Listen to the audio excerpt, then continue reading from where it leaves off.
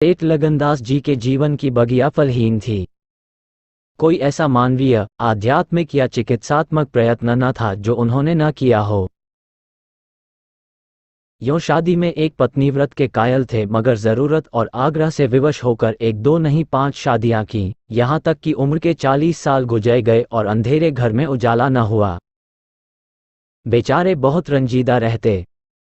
ये धन संपत्ति, ये ठाट बाट, यह वैभव और यह ऐश्वर्य क्या होंगे? मेरे बाद इनका क्या होगा? कौन इनको भोगेगा? ये ख्याल बहुत अफसोसनाक था। आखिर यह सलाह हुई कि किसी लड़के को गोद लेना चाहिए, मगर यह मसला पारिवारिक झगड़ों के कारण सालों तक स्थगित रहा। जब सेठ जी ने देखा कि बीवियों में अब तक बदस्तूर कशमकश हो रही है, तो उन्होंने नैतिक साहस से काम लिया और एक होनहार अनाथ लड़के को गोद ले लिया। उसका नाम रखा गया मगनदास। उसकी उम्र 5-6 साल से ज्यादा न थी। बला का जहीन और तमीज़दार। मगर औरतें सब कुछ कर सकती हैं, दूसरे के बच्चे को अपना नहीं समझ सकती। यहां तो 5 औरतों का साझा था। अगर एक उसे प्यार करती तो बाकी 4 औरतों का फर्ज था कि उससे नफरत करें। हाँ, सेठ जी उसके साथ बिल्कुल अपने लड़के की सी मोहब्बत करते थे। पढ़ाने को मास्टर रखे, सवारी के लिए घोड़े, रईसी ख्याल के आदमी थे। राग रंग का सामान भी मुहैया था। गाना सीखने का लड़के ने शौक किया तो उसका भी इंतजाम हो गया।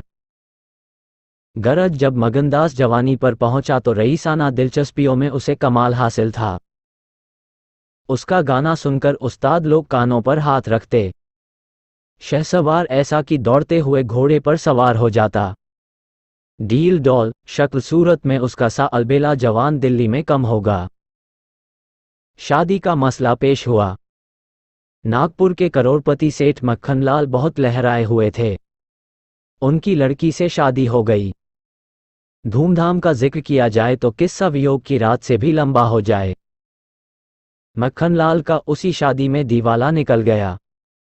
इस वक्त मगनदास से ज्यादा ईर्ष्या के योग्य आदमी और कौन होगा, जिसका नाम रखा गया बाला उसकी लखनदर। जिंदगी की बहार उम्रों पर भी और मुरादों के फूल अपनी शबनमी ताजगी में खिल खिल कर हुस्न और ताजगी का समा दिखा रहे मर थे। चुके थे, इसलिए चांद मगर सौदागर तकदीर की बाला देवी कुछ और ही लखनदर का सामान कर विवाह रही करना थी। नहीं चाहता था। वो सैर सपाटे के ब्राह्मण इरादे से जापान वेशधारी गया हुआ विश्व था बाला कि दिल्ली से लखनदर खबर को आई भी कि मौत ईश्वर ने देने का तुम्हें एक उपाय भाई दिया सोचने है। लगी।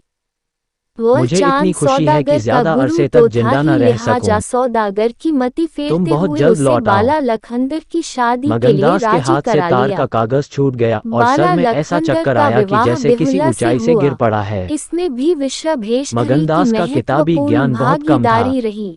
मगर बेहुला स्वभाव सब की कुछ जान सज्जनता से वो रही खाली थी। हाथ न था। उसने अपने पिता बेचू हाथों की साहू से उदारता ने, कहा कि जो चांद समृद्धि का सौदागर वरदान के है, 6 बेटे हृदय को भी सुहाग उदार रात में बना ही दिया था। सर्पदंश के शिकार होकर मर चुके उसे हैं। घटनाओं की इस कायापलट उसके से दुख तो 7वें जरूर बेटे हुआ, बाला आखिर लखनदर इंसान ही से था, मेरा मगर विवाह उसने होने धीरज जा से रहा काम लिया है। और एक आशा और भय की इनका भी मिली जुली वही हालत हाल में देश को होगा, रवाना हुआ। इसलिए इसका पहले ही कोई रात का उपाय वक्त किया था। जाए।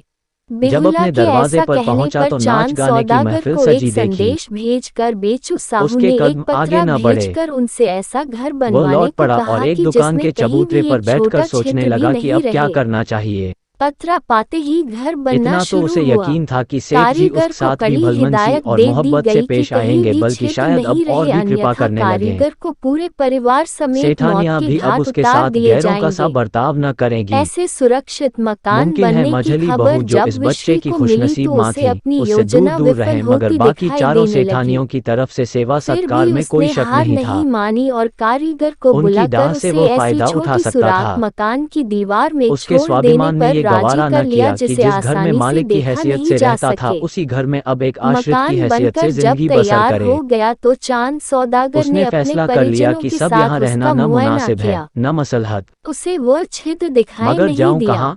वह इस न तरह के कोई ऐसा मकान फन सीखा, निर्माण से न कोई काफी ऐसा खुश इल्म हुआ। हासिल किया जिससे तय रोजी समय पर कमाने की बाला सूरत पैदा लखनदर होती। का विवाह बेहुला से संपन्न हुआ। रईसाना दिलचस्पियां वह उसी वक्त ससुराल तक आ कद्र की गई। निगाह से देखी विश्वी भी जाती हैं जब तक ब्राह्मण कि वे भेष में रईसों के चांद आभूषण सौदागर रहें। के घर आया और बारीक नजरों जीविका से बनकर नए वे बने सम्मान के मकान पद का से गिर निरीक्षण जाती है। करने लगा। अपनी रोजी चांद हासिल करना सौदागर तो इस उसके लिए बात कोई को ऐसा समझ मुश्किल काम नहीं न था। पाया।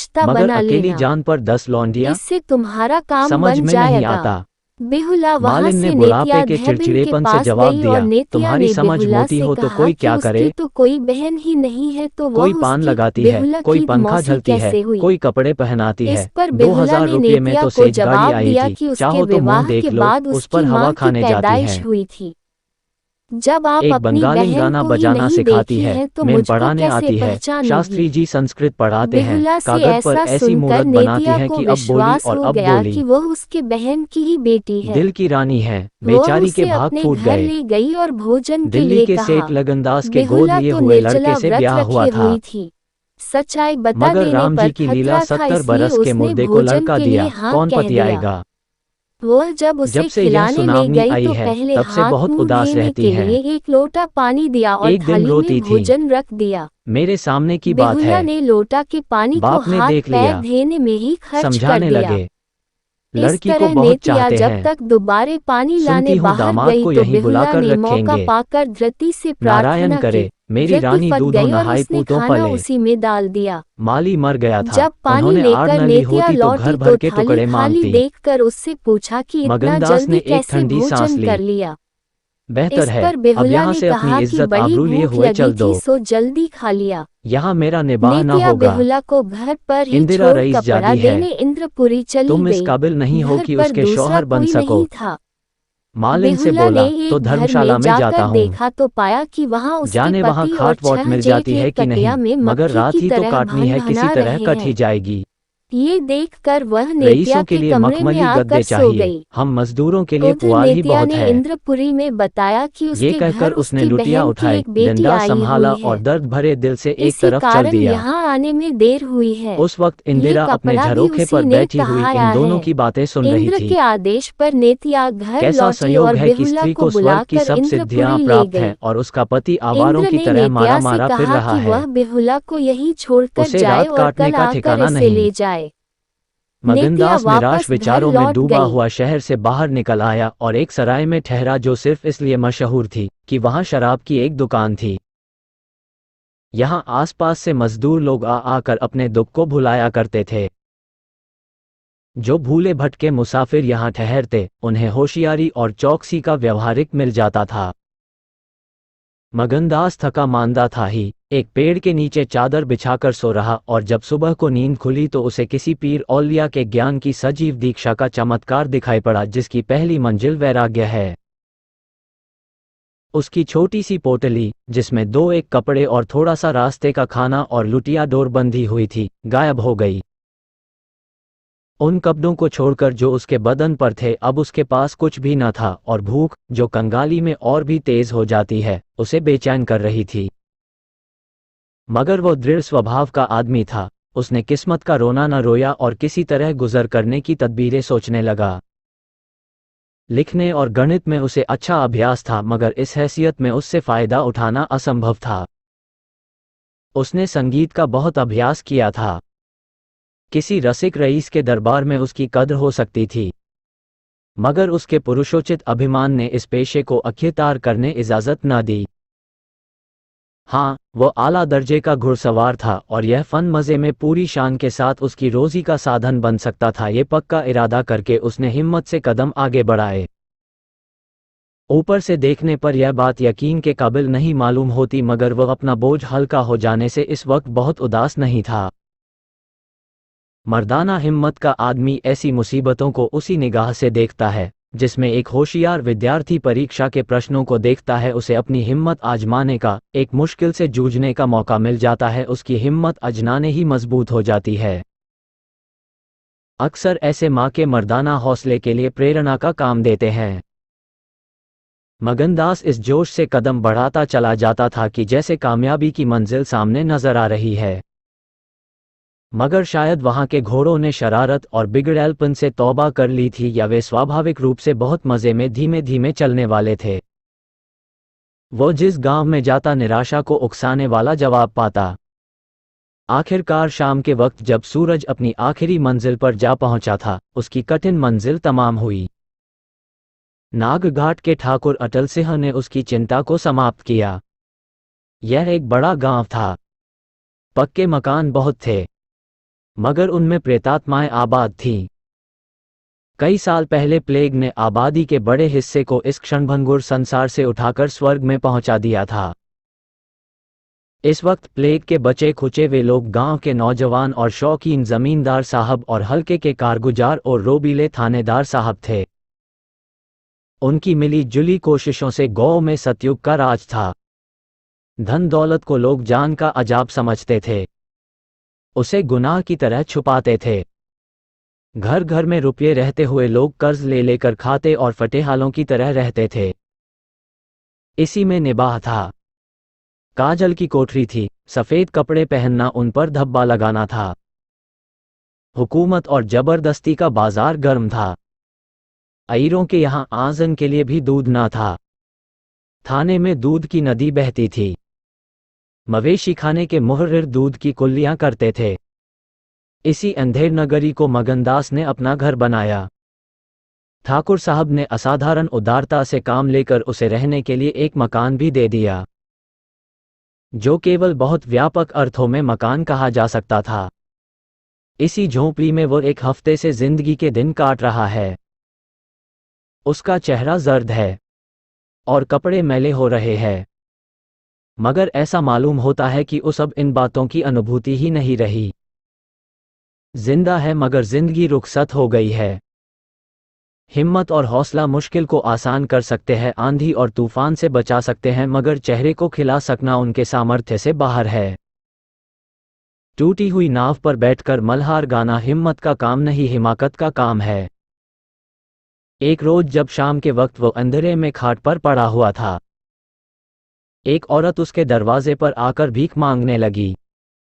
मगनदास का आवाज परिचित जान पड़ी। बाहर आकर देखा तो वही चंपा मालिन थी। कपड़े तार तार, मुसीबत की रोती हुई तस्वीर। बोला, मालिन, तुम्हारी यह क्या हालत है? मुझे पहचानती हो? मालिन ने चौंक कर देखा और पहचान गई। रोकर बोली, बेटा, अब बताओ मेरा कहाँ ठिकाना लगे? तुमने मेरा बना बनाया घर उजाड़ दिया, न उस दिन तुमसे बात करती ने मुझे पर यह विपत पड़ती। बाई ने तुम्हें बैठे देख लिया, बातें भी सुनी। सुबह होते ही मुझे बुलाया और बरस पड़ी, नाक कटवा लूंगी, मुंह में कालिक लगवा दूंगी। चुड़ैल, कुटनी, तू मेरी बात किसी गैर आदमी से क्यों चलाए? तू दूसरों से मेरी चर्चा करे?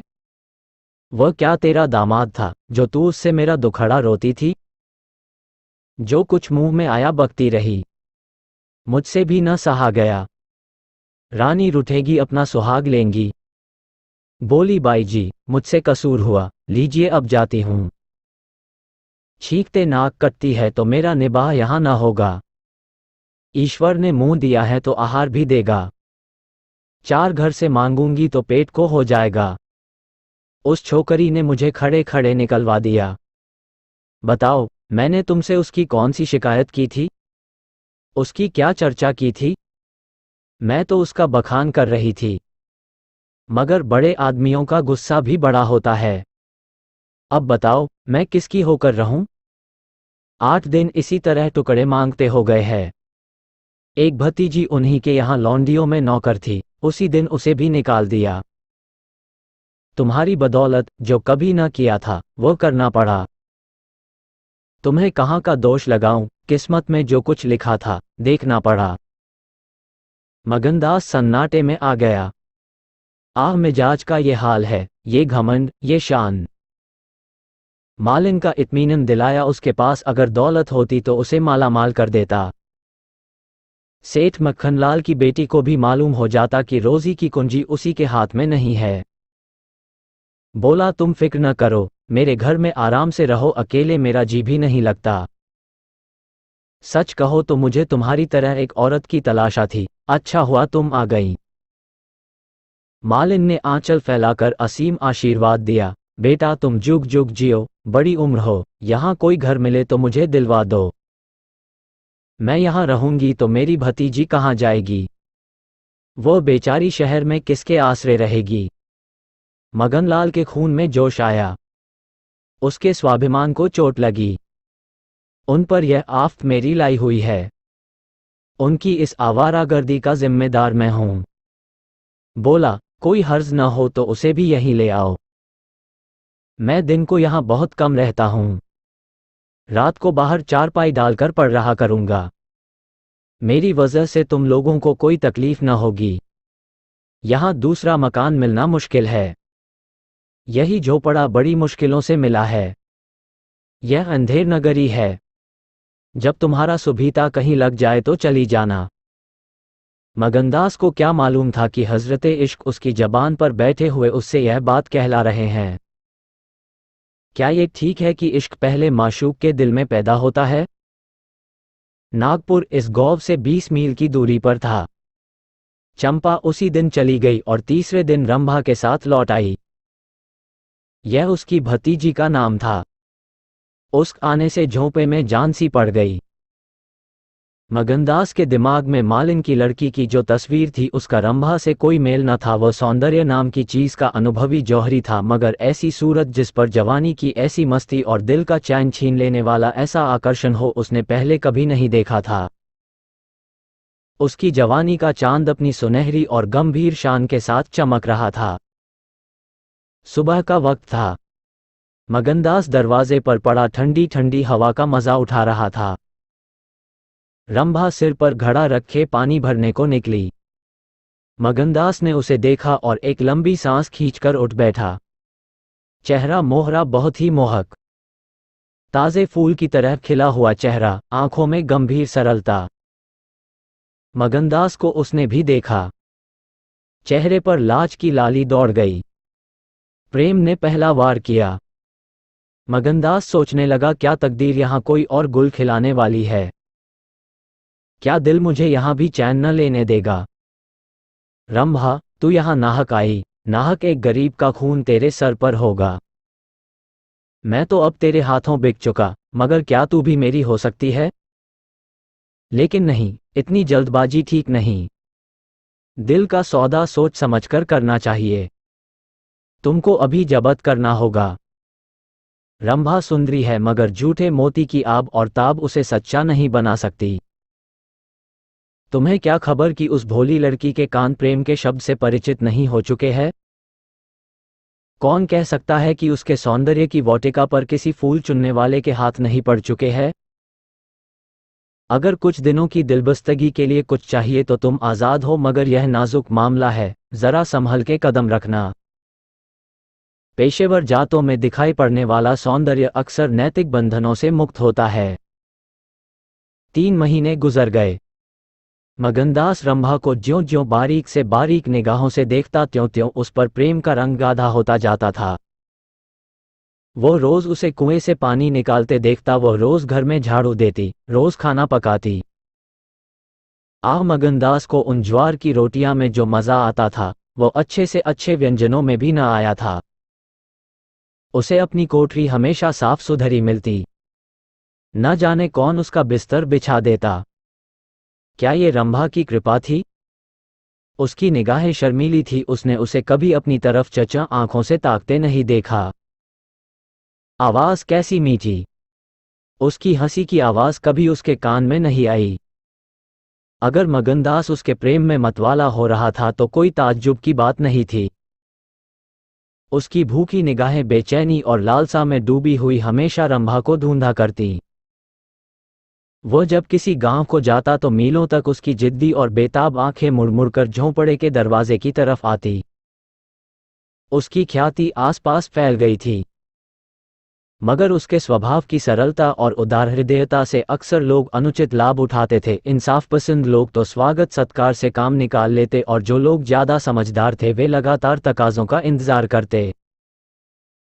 चूंकि मगनदास इस फन को बिल्कुल नहीं जानता था, बावजूद दिन रात की दौड़ धूप के गरीबी से उसका गला न छूटता। जब वह रंभा को चक्की पीसते हुए देखता तो गेहूं के साथ उसका दिल भी पिस जाता था। वो कुएं से पानी निकालती तो उसका कलेजा निकल आता। जब वो पड़ोस की औरतों के कपड़े सीती तो कपड़ों के साथ मगनदास का दिल छिद जाता। मगर कुछ बस था ना काबू। मगनदास की हृदयभेदी दृष्टि को इसमें तो कोई संदेह नहीं था कि उसके प्रेम का आकर्षण बिल्कुल बेअसर नहीं है, वरना रंभा की उन वफा से भरी हुई खातिरदारियों की तुक वह कैसे बिठाता। वफा ही वो जादू है, रूप के गर्व का सिर नीचा कर सकता है। मगर प्रेमिका के दिल में बैठने का मादा उसमें बहुत कम था। कोई दूसरा मन चला प्रेमी अब तक अपने वशीकरण में कामयाब हो चुका होता, लेकिन मगनदास ने दिल आशिक का पाया था और जबान माशूक की। एक रोज शाम के वक्त चंपा किसी काम से बाजार गई हुई थी और मगनदास हमेशा की तरह चारपाई पर पड़ा सपने देख रहा था। रंभा अद्भुत छटा के साथ आकर उसके सामने खड़ी हो गई। उसका भोला चेहरा कमल की तरह खिला हुआ था और आंखों से सहानुभूति का भाव झलक रहा था। मगनदास ने उसकी तरफ पहले आश्चर्य और फिर प्रेम की निगाहों से देखा और दिल पर जोर डालकर बोला, आओ रंभा, तुम्हें देखने को बहुत दिन से आंखें तरस रही थीं। रंभा ने भोलेपन से कहा, मैं यहाँ न आती तो तुम मुझसे कभी न बोलते। मगनदास का हौसला बढ़ा, बोला, बिना मर्जी पाए तो कुत्ता भी नहीं आता। रंभा मुस्कराई, कली खिल गई, मैं तो आप ही चली आई। मगनदास का कलेजा उछल पड़ा। उसने हिम्मत करके रंभा का हाथ पकड़ लिया और भावावेश से कांपती हुई आवाज में बोला, नहीं रंभा, ऐसा नहीं है। यह मेरी महीनों की तपस्या का फल है। मगनदास ने बेताब होकर उसे गले से लगा लिया। जब वो चलने लगी तो अपने प्रेमी की ओर प्रेम भरी दृष्टि से देखकर बोली, अब ये प्रीत हमको निभानी होगी।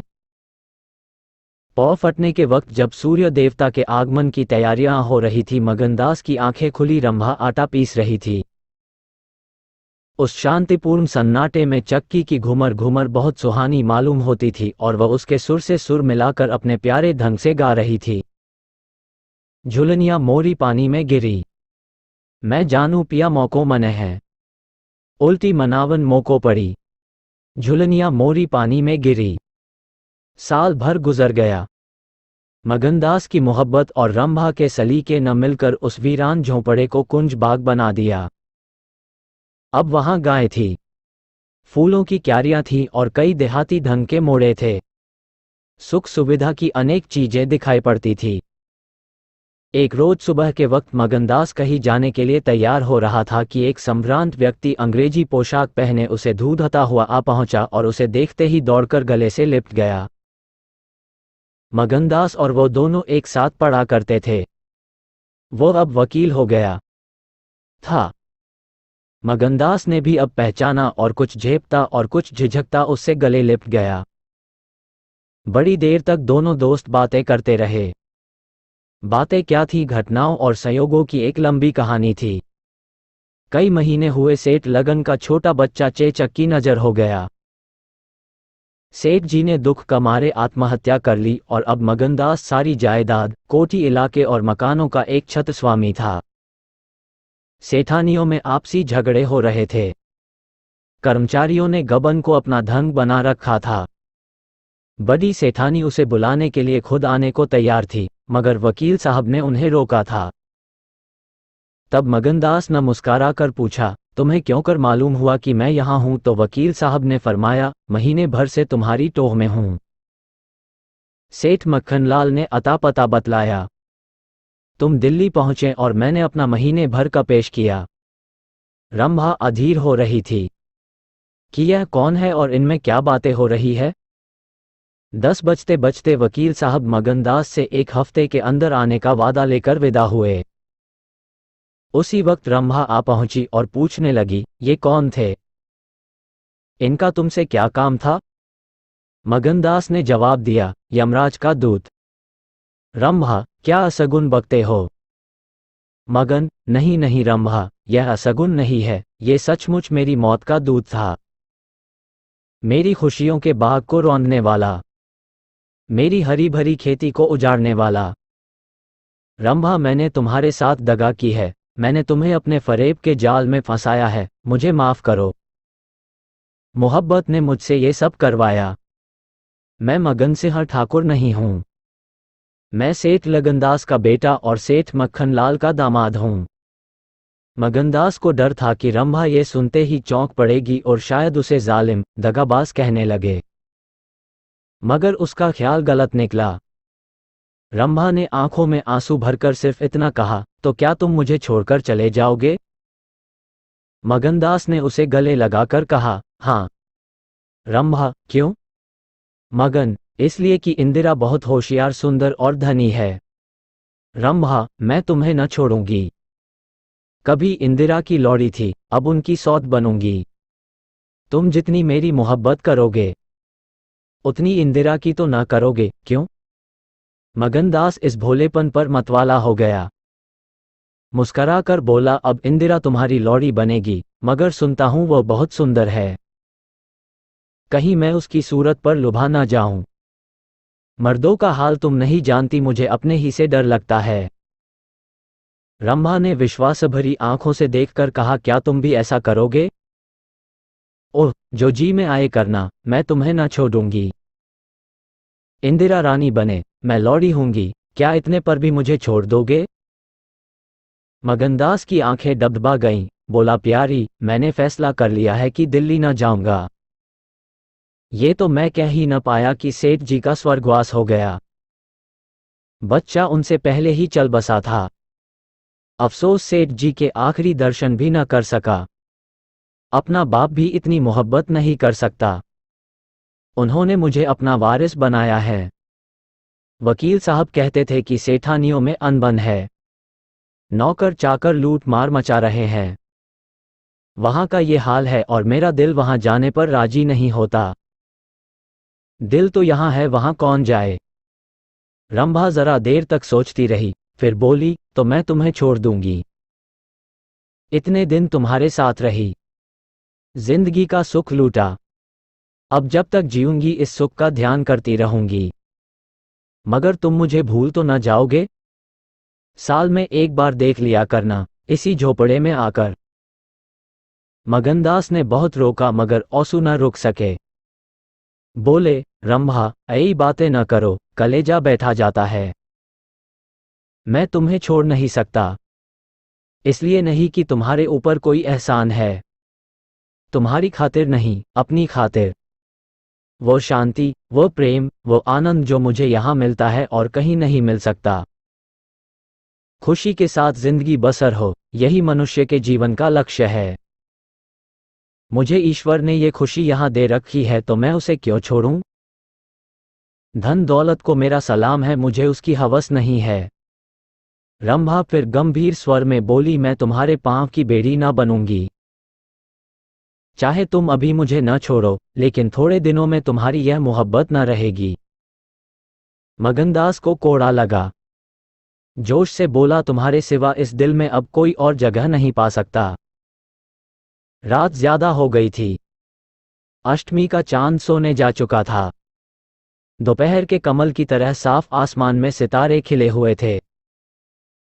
किसी खेत के रखवाले की बांसुरी की आवाज, जिसे दूरी ने तासीर, सन्नाटे न सुरीलापन और अंधेरे ने आत्मिकता का आकर्षण दे दिया था, कानों में आ जा रही थी कि जैसे कोई पवित्र आत्मा नदी के किनारे बैठी हुई पानी की लहरों से या दूसरे किनारे के खामोश और अपनी तरफ खींचने वाले पेड़ों से अपनी जिंदगी की गम की कहानी सुना रही है।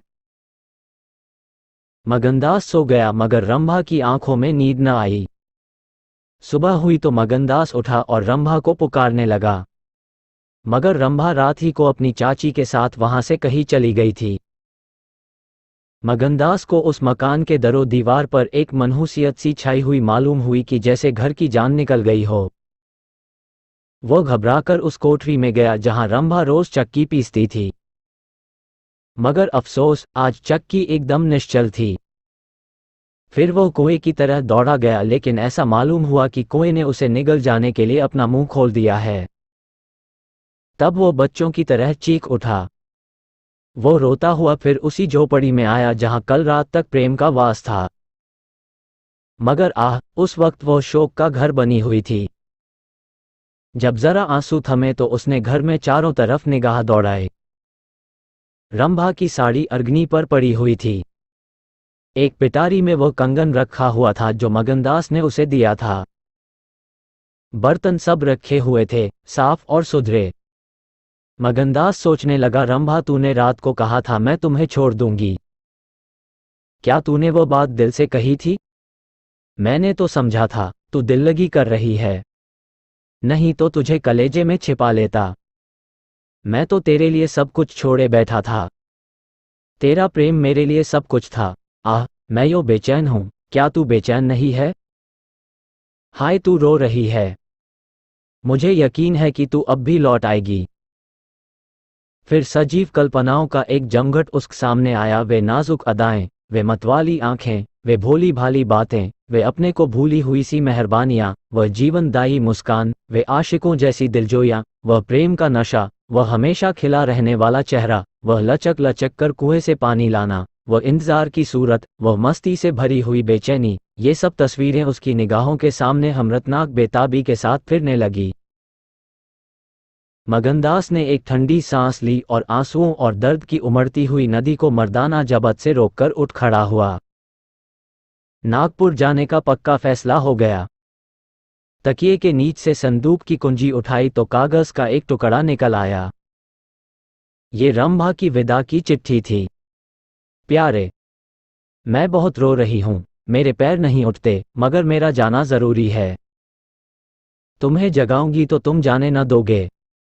आह, कैसे जाऊं, अपने प्यारे पति को कैसे छोड़ूं। किस्मत मुझसे यह आनंद का घर छुड़वा रही है। मुझे बेवफा न कहना, मैं तुमसे फिर कभी मिलूंगी। मैं जानती हूं कि तुमने मेरे लिए ये सब कुछ त्याग दिया है, मगर तुम्हारे लिए जिंदगी में बहुत कुछ उम्मीदें हैं। मैं अपनी मोहब्बत की धुन में तुम्हें उन उम्मीदों से क्यों दूर रखूं।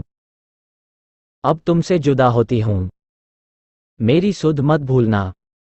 मैं तुम्हें हमेशा याद रखूंगी। यह आनंद के दिन कभी न भूलेंगे। क्या तुम मुझे भूल सकोगे? तुम्हारी प्यारी रंभा। मगनदास को दिल्ली आए हुए 3 महीने गुजर चुके हैं। इस बीच उसे सबसे बड़ा जो निजी अनुभव हुआ वह ये था कि रोजी की फिक्र और धंधों की बहुतायत से उमड़ती हुई भावनाओं का जोर कम किया जा सकता है। 1.5 साल पहले का बेफिक्र नौजवान अब एक समझदार और सूझबूझ रखने वाला आदमी बन गया था। सागर घाट के उन कुछ दिनों से उसे रियाया की इन तकलीफों का निजी ज्ञान हो गया था जो कारिंदों और मुख्तारों की सख्तियों की बदौलत उन्हें उठानी पड़ती है। उसने उसे रियासत के इंतजाम में बहुत मदद दी और गो कर्मचारी दबी जबान से उसकी शिकायत करते थे और अपनी किस्मत और जमाने के उलट फेर को कोसते थे, मगर रियाया खुश थी। हाँ, जब वह सब धंधों से फुर्सत पाता तो एक भोली भाली सूरत वाली लड़की उसके ख्याल के पहलू में आ बैठती और थोड़ी देर के लिए सागर घाट का वह हरा भरा झोपड़ा और उसकी मस्तियां आंखों के सामने आ जाती। सारी बातें एक सुहाने सपने की तरह याद आकर उसके दिल को मसोसने लगती, लेकिन कभी कभी खुद ब खुद उसका ख्याल इंदिरा की तरफ भी जा पहुंचता। गो उसके दिल में रंभा की वही जगह थी, मगर किसी तरह उसमें इंदिरा के लिए भी एक कोना निकल आया था। जिन हालातों और आफतों ने उसे इंदिरा से बेजार कर दिया था वह अब रुखसत हो गई थी। अब उसे इंदिरा से कुछ हमदर्दी हो गई। अगर उसके मिजाज में घमंड है, हुकूमत है, तकल्लुफ है, शान है तो यह उसका कसूर नहीं, ये रईस जादों की आम कमजोरियां हैं, यही उनकी शिक्षा है। वे बिल्कुल बेबस और मजबूर है। इन बढ़ते हुए और संतुलित भावों के साथ जहां वह बेचैनी के साथ रंभा की याद को ताज़ा किया करता था, वहां इंदिरा का स्वागत करने और उसे अपने दिल में जगह देने के लिए तैयार था। वो दिन दूर नहीं था जब उसे उस आजमाइश का सामना करना पड़ेगा। उसके कई आत्मीय अमीराना शान शौकत के साथ इंदिरा को विदा कराने के लिए नागपुर गए हुए थे। मगनदास की तबीयत आज तरह तरह के भावों के कारण, जिनमें प्रतीक्षा और मिलन की उत्कंठा विशेष थी, उचाट सी हो रही थी। जब कोई नौकर आता तो वह संभल बैठता कि शायद इंदिरा आ पहुंची। आखिर शाम के वक्त जब दिन और रात गले मिले रहे थे, जनानखाने में जोर शोर से गाने की आवाज़ों ने बहू के पहुंचने की सूचना दी। सुहाग की सुहानी रात थी। 10 बज गए थे। खुले हुए हवादार सहन में चांदनी छिटकी हुई थी, वह चांदनी जिसमें नशा है, आरजू है और खिंचाव है। गमलों में खिले हुए गुलाब और चंपा के फूल चांद की सुनहरी रोशनी में ज्यादा गंभीर और खामोश नजर आते थे। मगनदास इंदिरा से मिलने के लिए चला। उसके दिल से लालसाएं जरूर थीं, मगर एक पीड़ा भी थी। दर्शन की उत्कंठा थी, मगर प्यास से खोली। मोहब्बत नहीं, प्राणों का खिंचाव था जो उसे खींचे ले जाता था। उसके दिल में बैठी हुई रंभा शायद बार बार बाहर निकलने की कोशिश कर रही थी, इसीलिए दिल में धड़कन हो रही थी। वो सोने के कमरे के दरवाजे पर पहुंचा। रेशमी पर्दा पड़ा हुआ था। उसने पर्दा उठा दिया। अंदर एक औरत सफेद साड़ी पहने खड़ी थी। हाथ में चंद खूबसूरत चूड़ियों के सिवा उसके बदन पर एक जेवर भी ना था। ज्यों ही पर्दा उठा और मगनदास ने अंदर कदम रखा, वो मुस्कराती हुई उसकी तरफ बढ़ी। मगनदास ने उसे देखा और चकित होकर बोला, रंभा। और दोनों प्रेमावेश से लिपट गए। दिल में बैठी हुई रंभा बाहर निकल आई थी। साल भर गुजरने के बाद एक दिन इंदिरा ने अपने पति से कहा, क्या रंभा को बिल्कुल भूल गए? कैसे बेवफा हो। कुछ याद है उसने चलते वक्त तुमसे क्या विनती की थी? मगनदास ने कहा, खूब याद है। वह आवाज भी कानों में गूंज रही है। मैं रंभा को भोली भाली लड़की समझता था। यह नहीं जानता था कि यह त्रिया चरित्र का जादू है। मैं अपनी रंभा को अब भी इंदिरा से ज्यादा प्यार करता हूं। तुम्हें डाह तो नहीं होती? इंदिरा ने हंसकर जवाब दिया, डाह क्यों हो? तुम्हारी रंभा है तो क्या मेरा मगन सिंह नहीं है? मैं अब भी उस पर मरती हूं। दूसरे दिन दोनों दिल्ली से एक राष्ट्रीय समारोह में शरीक होने का बहाना करके रवाना हो गए और सागर घाट जा पहुंचे। वह झोपड़ा, वह मोहब्बत का मंदिर, वह प्रेम भवन फूलों और हरियाली से लहरा रहा था। चंपा मालिन उन्हें वहां मिली। गांव के जमींदार उनसे मिलने के लिए आए। कई दिन तक फिर मगन सिंह को घोड़े निकालने पड़े। रंभा कुएं से पानी लाती, खाना पकाती, फिर चक्की पीसती और गाती। गांव की औरतें फिर उससे अपने कुर्ते और बच्चों की लेसदार टोपियां सिलवाती हैं। हाँ, इतना जरूर कहती हैं कि उसका रंग कैसा निखर आया है, हाथ पांव कैसे मुलायम पड़ गए हैं। किसी बड़े घर की रानी मालूम होती है। मगर स्वभाव वही है, वही मीठी बोली है, वही मुरौवत, वही हंसमुख चेहरा।